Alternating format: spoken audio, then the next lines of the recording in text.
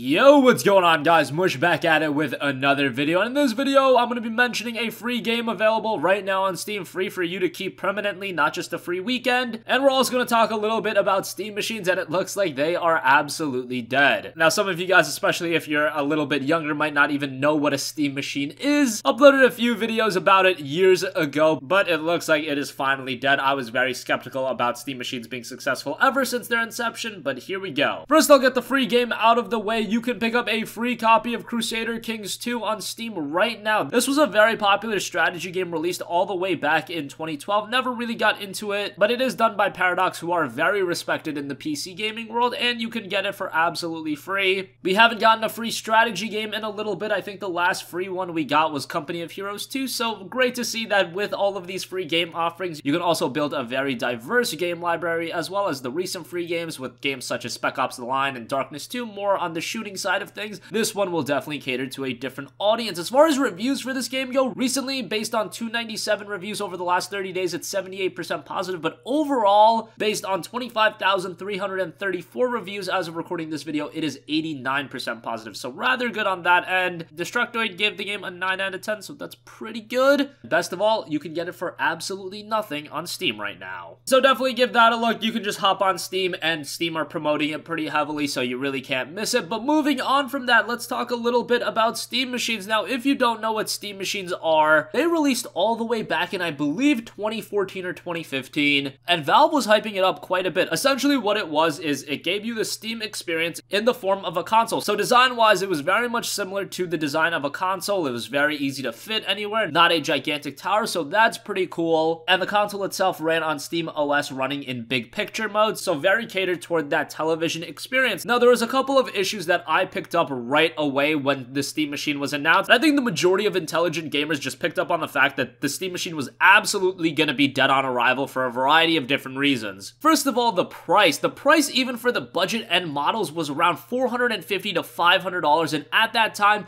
you were picking up PS4s for $400. It was just a little bit too expensive. I believe at that time, considering it was a year after the release of the PS4 and the Xbox One, they may have even gotten discounted a little bit more on top of that. I think you were picking up like PS4s with a free game for $400. $450 to $500 for the budget models of the Steam machine was just a little bit too much, and they ranged even more expensive than that. I actually got a review model myself, and I looked at it, and the problem is the specifications weren't all too hot either. I remember having issues running Spec Ops: The Line. Yeah, Spec Ops: The Line, a game from 2012, had some stuttering issues on my Steam machine, and that is just absolutely unacceptable. On top of that, considering the Steam machine was a consoleized machine, yes, it did have the Steam controller, but honestly, the Steam controller is something that had a gigantic learning curve to it. It wasn't very accessible. I had a Steam controller as well, and I just did not enjoy playing games with that. Now, the idea of the Steam controller was to allow you to play PC-centric games that were made for a keyboard and mouse on a controller. The fact of the matter is, those games were built on keyboard and mouse for a reason. Some people seem to like the Steam controller, but it really seems split, and personally speaking, I was not a fan of it, so I just opted to plug in an Xbox controller, and I played games that way. But even then, the specifications weren't all too high, so even playing games, you were getting as good as performance on the PlayStation 4, if not even a little bit worse. The model I had only had a Core i3 in it, so think about it this way. PlayStation 4, if you still have that console, it's running games. Not the best, but it is running games. With a Core i3, you're going to be struggling to run games releasing in 2018, and on top of that, if you want a console, you're probably more enamored with the exclusives that the PlayStation 4 has to offer, especially because with a Steam machine, you are going to be limited from playing a lot of games. Are you going to want to play CSGO, one of the PC's most popular exclusives, with a controller? Absolutely not. Yes, you could say that the Steam machine was a complementary device to your PC. At that point, why are you just not gaming on your PC and get a PS4 instead as a complementary device to your PC? Because that console has a lot of exclusives that gamers are enamored with. The Steam machine just had a lot of faults. Even the fundamental idea I didn't agree with. We have PCs for a reason. You don't need to try to bridge the gap between PC and consoles by trying to make this in-between machine. If you want a PC, you're gonna buy a gaming PC. If you want a console, you're gonna buy a console. None of this in-between stuff with the Steam machine was ever really gonna take off. That was always my personal opinion on it. Now, something that was kind of cool with the Steam machine was that you could get emulators working on it, but again, is anybody really gonna buy a box like that, especially that expensive, for that low system requirements? The emulators that you are gonna be running, the PlayStation 2 emulator, PCSX2, is gonna have troubles with an i3. So Steam machine, right from the get-go, I thought was never gonna take off, and Valve has now completely ridden the Steam machine section from the Steam store. So at this point, I think this is one we can bury it away. We can stick to our gaming PCs. A gaming PC has a lot more utility. And for those that want a console, well, you still have the option to buy a console. And best of all, the PS4 and the Xbox One, the base model, they are super cheap now, so just about anybody can pick it up. And it is a decent complementary device, even if you do have a gaming PC. That's gonna conclude this video, guys. As always, thanks for watching. Make sure you check out your free copy of Crusader Kings 2. It's available right now on Steam. And let me know what you thought of Steam machines. Did you ever see the potential in them? Or were you like me and you were skeptic from the beginning? Let me know in the comment section down below. If you have a request for a future video, of course, you can leave that in the comments as well. And I will catch you guys in the next one. Peace out.